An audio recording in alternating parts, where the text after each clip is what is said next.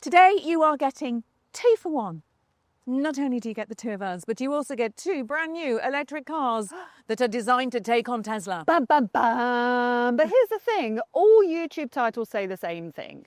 Tesla beater, Elon eliminator, all that sort of stuff. That's the algorithm for you, though. But these ones really are designed to take on Tesla.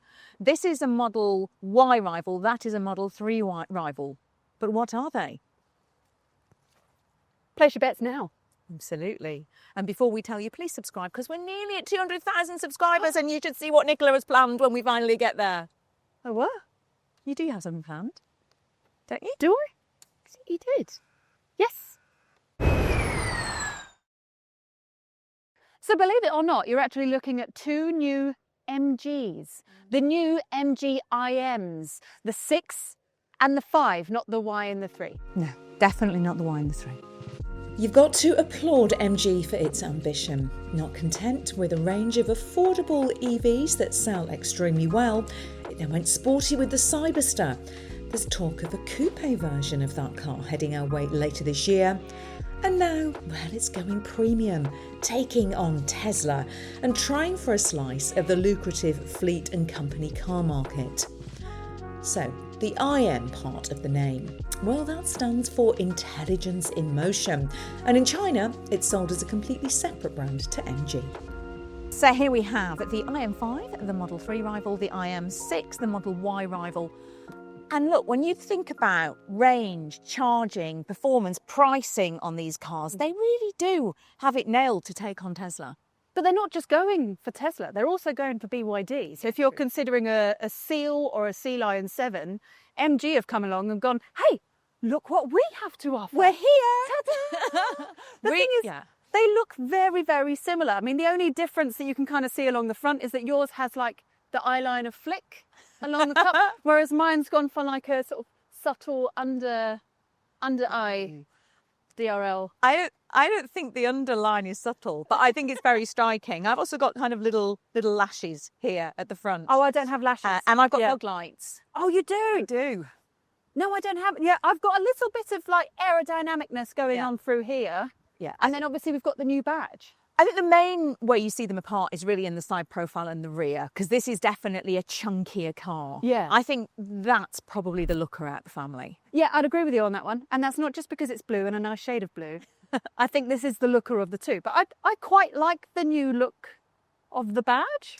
It's not a new look MG badge. So this is the IM badge, which is how they are sold in China. But here in the UK, they will be sold as a sub-brand of MG. So you get the MG badge at the back, and you, of course, buy them through MG dealerships. So it's very familiar. Okay, that makes sense. It does, doesn't it? But here's the thing. I mean, I'm currently driving a BYD Seal as my long-term car for electrifying. So I think it's only fair that I test out this one, because then I can make good comparisons. That makes sense. And I will test out the Model Y, sorry, the IM6. IM6. IM6. Yes. Now, you may well not be in the market for a new EV, so did you know that we can help you find a brilliant deal on a used one?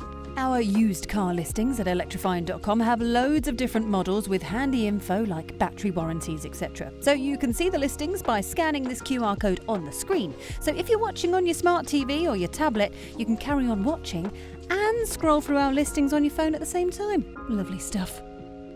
Right, let me talk you through the interior. So I'm going to do it on the IM6. It's the same pretty much on both cars. They've definitely gone down the Tesla route with that, haven't they? And actually, if you look in here, you can see that it is much more Tesla-like than, say, BYD, which has a lot more switches and buttons. It's quite pared back, quite minimal in here. You've got the screen, which is hard to miss because it is huge. It is about 21 inches, I think, like a panoramic screen.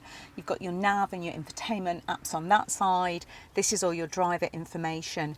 And it has a kind of 3D screen that comes up, which reminds me very much of Tesla.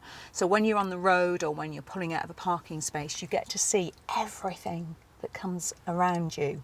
It's really quite clever, very useful, I think, just to be able to get, that visual of what's happening around you.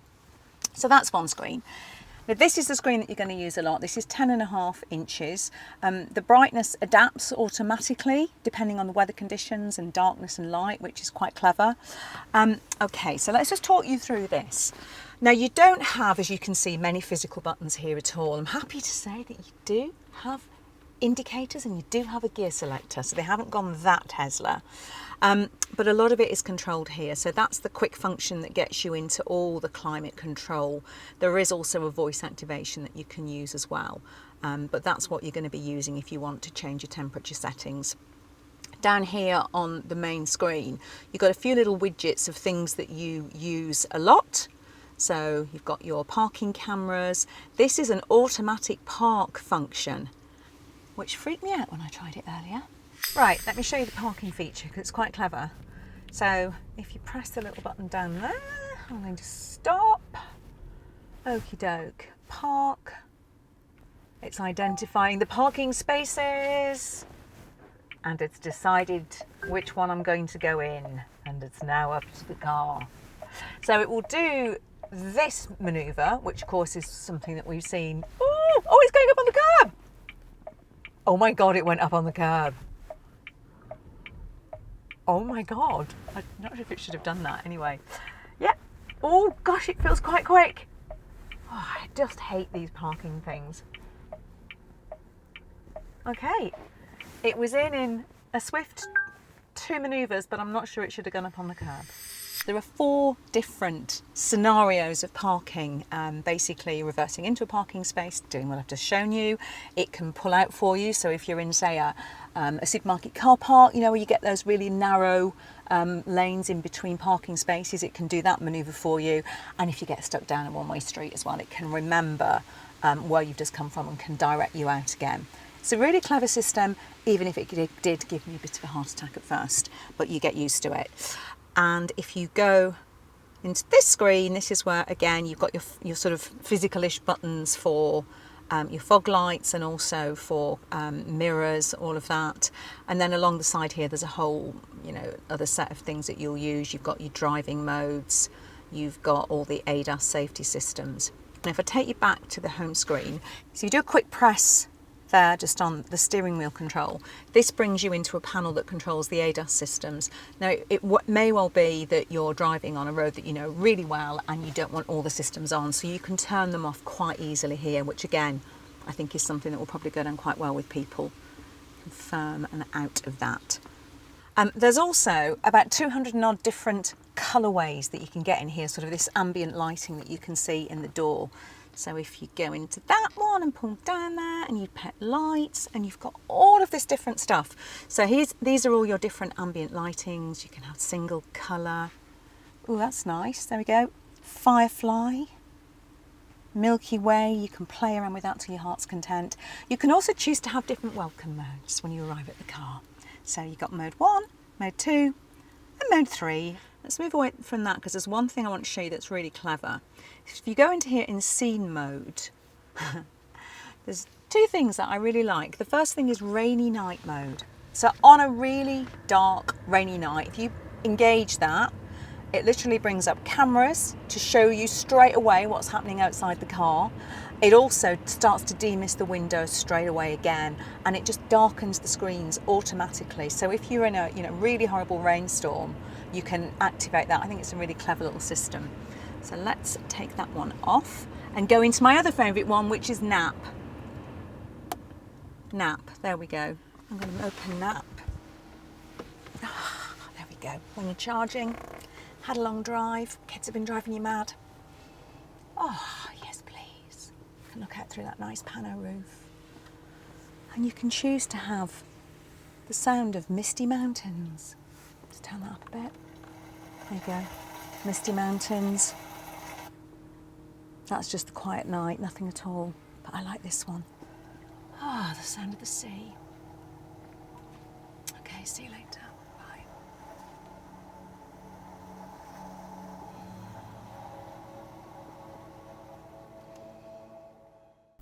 Well, Ginny is having a well-deserved nap from all the hard work that she's been doing. I'll do all the work, shall I? I'll tell you all the practical stuff when it comes to this car. Right, everything that you see in here is standard. Everything. Even if you go for the entry-level model, you get all of this. You get all the nice materials. These are synthetic leather, by the way. So you've only got 2 options of colour to choose from. You've got either this grey or everything in white. Those are your 2 options. You don't have to pay for those because, again, they all come as standard. Panoramic roof, as standard. All the tech, standard. Heated steering, heated and ventilated front seats, standard. Heated rear seats, standard. The 6 has massaging seats. This one doesn't. But it's all as standard, and I find that brilliant. The only options that you're choosing really when it comes to this car is the exterior colour and the battery. That's it.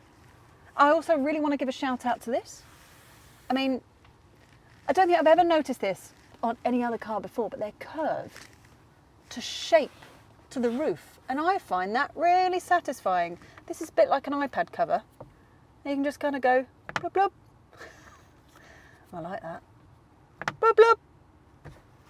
That's great. Everything else that's standard, wireless charging. This is 50 watts and it will cool down your phone as well. So it's got a little fan there because everyone knows that your phone overheats every time you try and wirelessly charge your phone. And within the armrest, in here, this matches the temperature of the car.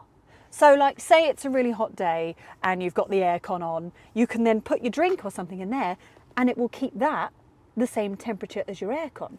If it's a cold day outside and you want to put your Greg's pasty in there because you want to keep it warm and you've got the rest of the car warm, it matches in there. You can turn that off and on if you want to. But that's very satisfying. Again, standard. That's bloody good, isn't it? I'm going to make a statement. I prefer this to the BYD Seal. I've currently got that as my long-termer and I do prefer this layout in here. This is very Porsche, isn't it? They've stolen that from Porsche. That's not a bad thing. There's one thing that bugs me a little bit and that's the mats, which I'm wondering if you can change. I know Manos likes these because they feel really nice. So like if you were to put bare feet on these, they'd feel really nice. Like they're nicer carpets than what's going on in your home. But I think because you can kind of mess around with them, that just make things look a little bit messy. But they do feel really nice. That would be a really nice bath mat. That's how you would put it in nap mode. If I was Ginny, I'd put it into nap mode. I'd lay down, I'd take off a mat, just sit there and stroke it. That's what I would do.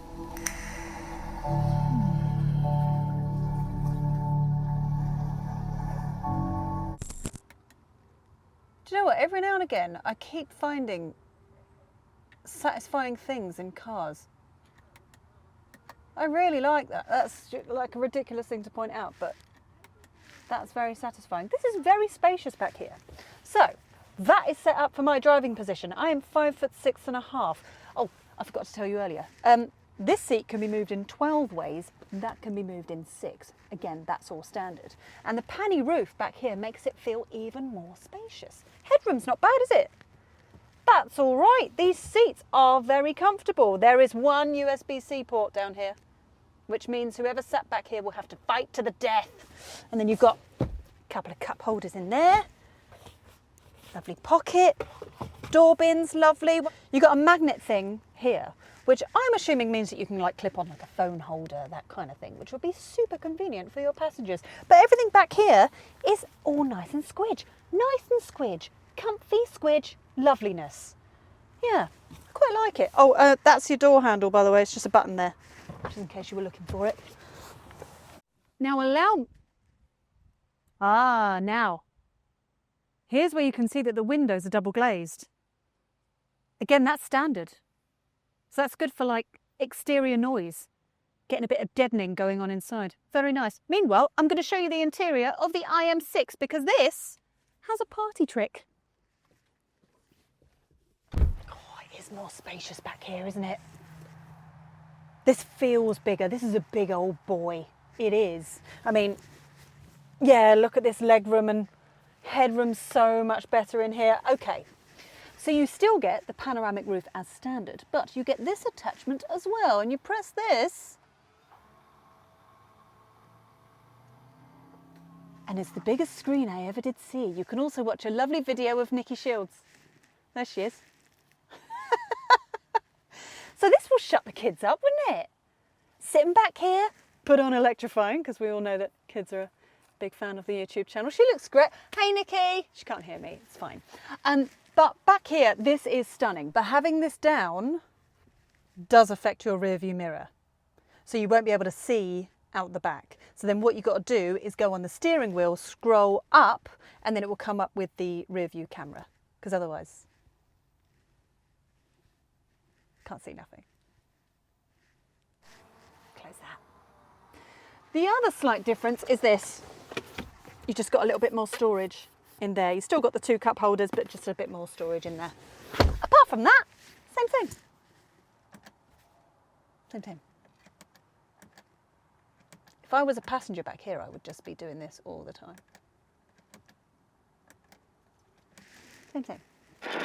The IM6 is very Aston Martin at the back, isn't it? Very DBX. Is what I think they both maybe have slight kind of, resemblances to that. Well, Manos has a really specific reference of what he wants to make of this car, which is the Mitsubishi Eclipse, which is such a niche reference. So if you get it, then let us know in the comment section below. Or what else do they remind you of? Let us know in the comments below. Now, you can see straight away boot size is definitely bigger. There's a difference between the two. Yes. But how do we get into the boots? I know. Over to you, Nicola.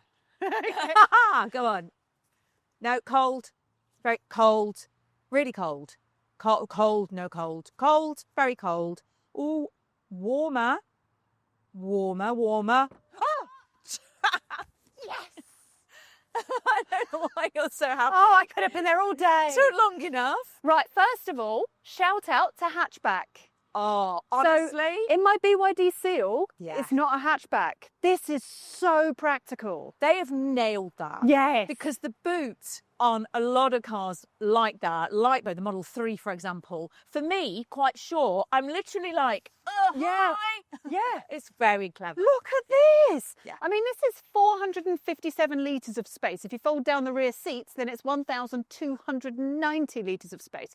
But we do have to acknowledge, when you are comparing this with a Tesla, their numbers are always different because they do things the Tesla way. And they decide we're going to measure all the way up to the roof, which is not what we do. Not what So, anybody else does in the industry. Literally basically. every other manufacturer doesn't do it that way. So it makes it seem like the Tesla has a bigger boot, but it doesn't. I think these might be a bit bigger, Yeah. but they only measure up to like the parcel shelf or the bit that you're just going to use most, or the top of the seats, if you will. Yeah. But look at this. It's good. That's crazy. It's great. That hatchback is a winner. wow. Oh, an absolute winner.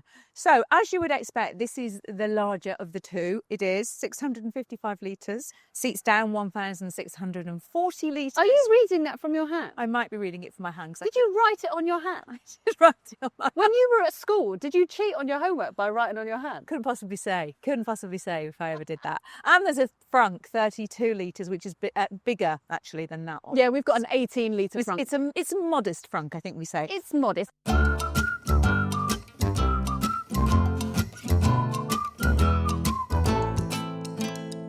Like the Tesla, this has got a subfloor.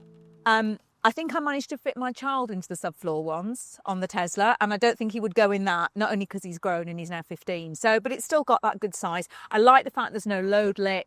It's really nice getting things in and out. And of course, because this has got the air suspension, you can raise and lower the ride height. Really important to remember, the air suspension is only available on the launch model. You don't get that on other cars. How did you? You haven't got a one. handle. You haven't got one. You don't have one. Yeah, but There isn't it one. looks like it does. No, it doesn't. Yes, I it asked does. It really doesn't. Nick. No, it's got. Oh, it doesn't. No. Should I just put. No. Put it back. One other thing to mention. Have you got a little IM mag in your boot? Yeah, what's that about? So this is a magnet, and in China you can get accessories that go on there, like like a box for keeping shopping and storing things in. That is very, very strong magnet. So yes, that's what that's for. Why? Because it's useful. You could just. I mean, you've got hooks. You just use the hooks. I don't know. It's useful. Okay. So let's kick off the driving section with range, which is pretty similar across both cars. So there are two choices of batteries in Nick's IM5, a 73.5 kilowatt hour LFP battery or a 96.5 kilowatt hour NMC battery. That's chemistry which is better suited to longer range cars. Now this IM6 only gets that bigger battery. So those figures are the usable capacity, by the way. So that gives you between 304 and 441 miles of range in the IM5, depending on which setup you go for, the single motor, the long range or the performance. And in this you just get two options from the larger battery. 388 miles in the long range, which is pretty impressive. That drops to 313 if you trade that for power and go for this performance version. Now on paper, those figures are better than the figures you get from the Tesla or the BYDs, for example. But that's actually because the battery is bigger, not because these cars are necessarily more efficient. And it's a bit too soon to talk about that. We haven't spent long enough in them. We're going to come back to you more on that when we can put them up properly against the rivals and also spend more time driving them. Their charging is impressive though, that's thanks to the 800 volt architecture that we mentioned. It can charge at 350 kilowatts. That's faster than the Teslas, faster than the BYDs. The caveat though is you need a charger that can deliver that power, which is easier said than done at the moment. If you can get one, you could theoretically charge from 10 to 80% in this car in just 17 minutes, which is really speedy. Slower AC charging is 11 kilowatts on both models, which is in line with the rivals. Now, the version of the IM5 that I'm driving right now is the full top spec dual motor performance version. So it's £52,995 and it's got a battery that's 96.5 kilowatt hours. Right, first thing I need to tell you is how stupidly powerful this thing is. This has a lot of horsepower. This is the dual motor performance version. So, this has 741 horsepower. It's ridiculous. Right, I know it's technically not as powerful as Ginny's IM6, but this is actually much quicker off the mark. This will do 0 to 62 in 3.2 seconds. Yeah, let's give you some perspective, okay? The current BMW M3 competition has the same time. The 2009 Nissan GT-R, that was 3.2 seconds. The BYD Seal Performance, which is the one that I've got as my long-termer, that's 3.8 seconds. The Tesla dual motor performance version, that's 3.1 seconds. Welcome to the world of modern EVs, folks. It's stupidly fast. Stupidly fast. I can tell you now. This feels quieter than the Seal. That's probably largely thanks to the double glazing on the windows. I can't hear anything that's going on outside. I can occasionally hear the bumps in the road, but that's about it. It does drive very nice. I do wish it was a bit smoother. I think because in the Seal, the sidewalls on the tyres are super chunky, so it makes that really, really smooth, whereas this isn't quite as smooth, but this is quieter. So quick. That's so quick. Oh, that's too much power. That's insane. I mean, it's got a top speed of 166 miles an hour. Jesus. Do you need that? I don't know, you know. I also have to give a shout out to the turning circle in this car. So it's got four-wheel steering. Why are you beeping at me? I'm not speeding. Oh, it's because of the attention thing. Ah, here's a shortcut. Press the button on the steering wheel. Boom. And then you can turn everything off, close all. That will turn off your driver fatigue, that will turn off your speed monitoring, etc. And it will stop all your bing bongs. We love a shortcut. We do. Yes, we do. I know they're there for safety, but sometimes they get annoying. Yes. What was I saying? Turning circle. So this turning circle in this car is about 10 metres. It basically means 9 times out of 10 you won't have to do a 3-point turn. You can just do a full UE. It's actually got a tighter turning circle than a VW Polo. That doesn't make any logical sense, does it? When you think about the size of this car compared to a Polo. This rear view mirror achieves nothing. I think it's because it's a hatchback. The rear window is very, very slanted, so actually you can't really see much going on back there. So I think majority of the time you're probably going to turn on your rear view camera. Let's go around this. Oh, that did that well, didn't it? Four-wheel steering again. It means roundabouts are a doddle. Steering's quite nice. There is a bit of weight behind it. Feels quite powered, if that makes sense. So like, while I'm taking corners, I can feel the car trying to assist me taking the corner. Which is not a bad thing. I know that Ginny prefers a little bit more weight to her steering so that she can have a bit more control over things and she feels more connected to the car. But this is quite nice. I quite like this. I do. I'd say visibility is probably the only downside here. And I'm only really talking about that. It is the smallest rear view mirror I ever did see. But it's also kind of pointless because you can't really see much out of that rear window anyway. So you just do that, wouldn't you? Turn that rear view on. And you just focus on that instead. Boop. Boop. Boop. Meanwhile, I can tell you about regen braking. Now, you only have high and standard and low, which is very similar to what you've got in a BYD Seal. You don't have full one pedal driving, which is what you've got in a Tesla. A Tesla will bring you down to a complete stop. This and a BYD won't do that. Although they have said that there is a chance maybe in the near future that they'll do some software updates and then they'll be able to give you some one pedal driving in the future. So on to the IM6, and this is the launch edition.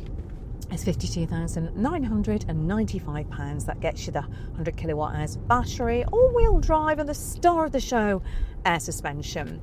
So that and the wheels are really the only difference to the other models in the range. Oh, and the performance, of course. 0 to 62, 3.5 seconds. Top speed 148 miles an hour. Not quite as bonkers speed-wise as Nick's version, but it still does feel properly quick when you put your foot down. Now, one thing that has bugged me as I've been driving around in it is the position of this bottom screen down there. I don't mind everything being in the screen. It's actually really easy to navigate. It's a very intuitive system. It's nice and quick and responsive. However, I don't like the way I have to look down to get to it. I think the difference for me in, say, a Tesla or a BYD is that it is just a bit more in your eye line. Now, I imagine once you get used to the car, you won't need to do that as much, but I have found that a bit difficult on this first drive. I'm also very glad there is an easy option to bring up the camera, which is just a little flick on the button there, because rear visibility really isn't great. It's a very narrow little window, so you will want to make use of that camera. That was a very good addition, whoever decided to put that on at MG. Excellent. Now, the setup's very similar to what you get in the IM5, but of course, the launch edition gets this air suspension. And you can raise and lower the ride height, which is really handy actually when you're getting stuff in and out of the boot. Honestly, I think that's probably the only benefit it brings. I just don't think it's doing an awful lot to improve the ride on this. I have driven both cars. The IM5 does not have air suspension and it rides really very, very nicely. This doesn't feel as engaging, but it also doesn't feel as comfortable. I think sadly, just as the BYD C-Line 7 doesn't drive as well as the Seal, and the Model Y doesn't drive as well as the Model 3. This car also loses a bit of its finesse, I guess, because of its extra bulk and its extra size. I'm just a lot more conscious of the lumps and bumps on the road than when I was driving the 5. The whole car just feels a little bit stiffer. The steering doesn't feel as direct. And I really miss that addition of the strong regenerative brakes even more in this than I did in the IM5. As with the 5, you can play around with different drive settings. You can set up your personal choice. Sport mode on the steering for maximum feel. Obviously, I'm old school.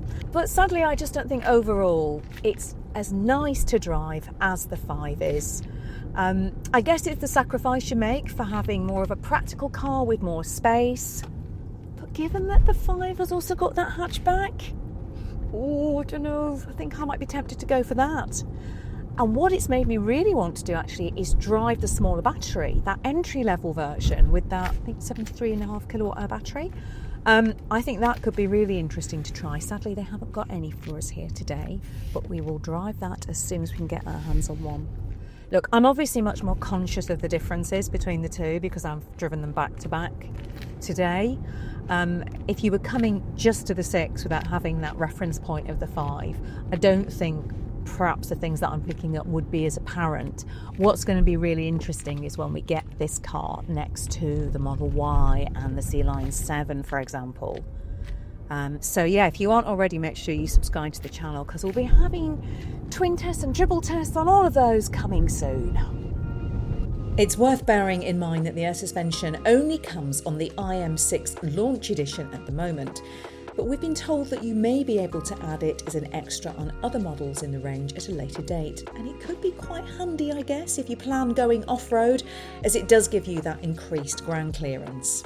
Pull into the car park and press crab mode and see what's going to happen. Crab. Speed is 0. Steer go. There it is. Put it in. Okay. Enter crab mode. So now what do? Put it in drive. And then what do?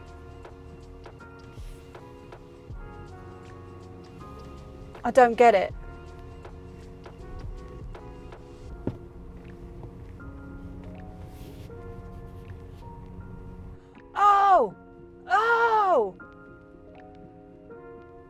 Oh, that's so weird. Hang on a minute. Right, allow me to try and explain this to you. As I'm creeping, that is fully turning like all 4 wheels. That is that's so weird. Okay, I'm technically going straight even though I'm not. That is wild. Right, so this is crab mode. That's so weird. I need to turn that off because that's creeping me out. I don't like it. Clever though. I don't know how often you would use that, but it's got a party trick, so that's kind of cool. That was weird. When it comes to warranties, it is impressive. Both the IM5 and the 6 get MG's impressive 7-year, 80,000-mile warranty, which is better than BYD's 6 and Tesla's 4, and can only be matched by the Kia EV6. It's too early to know the Euro NCAP safety scores yet, or insurance, which will no doubt be hefty in those top power versions, but we will update the review over at electrifying.com as soon as we know, so keep an eye out for that. So we drove, and now we can deliberate. We can, because that's what we do. You do. And here's the thing. If I had £1 for every time someone said Tesla beta on YouTube, I would be a very, very wealthy lady. We both would. So I think we need to look at them as completely separate entities. And for me, what I really like about these cars is that everything material-wise and interior-wise And tech. is standard. Yeah. So all you're choosing in terms of your options is the battery situation and how you want to drive it. If you want all-wheel drive, if you want rear-wheel drive, if you want that kind of thing. Yeah. That's the only thing you're choosing. So if you're going entry level, you're still onto a winner. Yeah. I like that. It is. It's a really smart move. Yeah. And I think the other reason we obviously can't compare them at the moment with their Tesla counterparts or BYDs or other cars is because we don't know what the residual values are yet. Mm-hmm. And that, of course, sets the monthly payments, which is how we all buy cars. So we will update the review over at electrifying.com once we get those in. So if you're watching this video, it's probably worth checking that because it may well have been updated. I think what's been interesting for me on the list price is that car, the IM5, undercuts the Tesla. So it's on the entry level, it's about £500 less. On the performance versions, it's a few £1,000s less. Whereas this is more expensive than the Model Y, which surprises me actually. Yeah. That doesn't actually make sense. I don't understand. If they're undercutting here, why are they not undercutting there? I don't know. And I guess it's when we see those residual values that we'll have a clearer picture of all of them. Yeah. But here's what we are going to do in the future once we've got all of the cars, is we can line these up with its rivals. We can get this versus a Model 3 versus a Seal. We can do that whole thing. So if that's what you want to see, make sure you subscribe to the Electrifying YouTube channel. Thank you very much. And we will see you next time. And don't forget, when we hit 200,000 subscribers, Nicola has something special planned. Special plans that I definitely have planned. You've not got it planned yet? Give me ideas.